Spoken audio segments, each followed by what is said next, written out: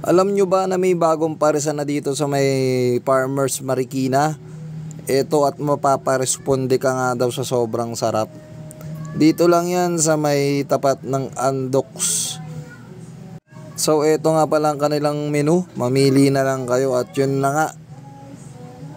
Pumili na kami dito ng aming kakainin. Grabe.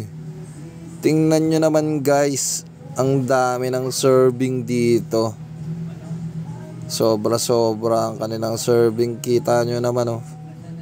Ang laki pa ng mangkok nila guys. Talagang ewan ko lang talaga kung mabiting ka pa dito pag mapa-order ka sa kanila. Ayan oh.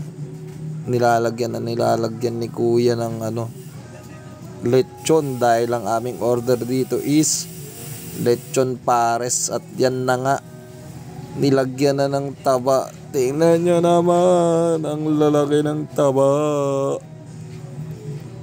Grabe, unli taba sila dito at unli sabaw guys. Yun nga oh. At ayun na nga, inabot na sa akin ni kuya ang unang serving. Grabe. Tingnan nyo naman guys, tong pares na to naliligo na sa taba.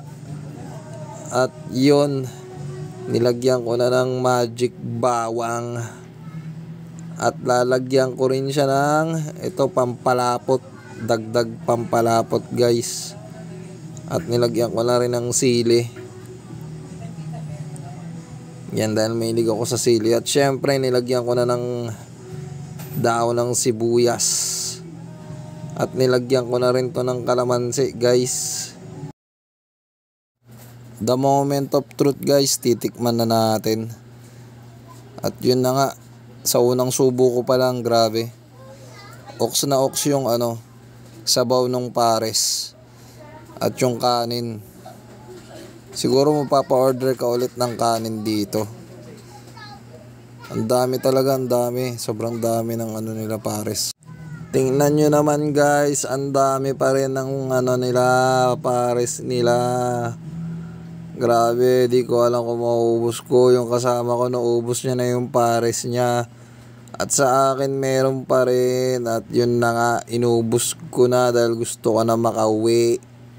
Dito lang yan, sa may Pares Responde. Sa mga mahilig sa pares dyan, recommended to. Tapat lang siya ng Andox guys. Tapos tatawid ka lang, nandito ka na sa may Pares Responde. Ito nga pala yung mga menu nila oh. At saka may mga ads-on sila dito. Sugod na dito guys. Sa may Marikina lang, Patumana. Next video ulit guys.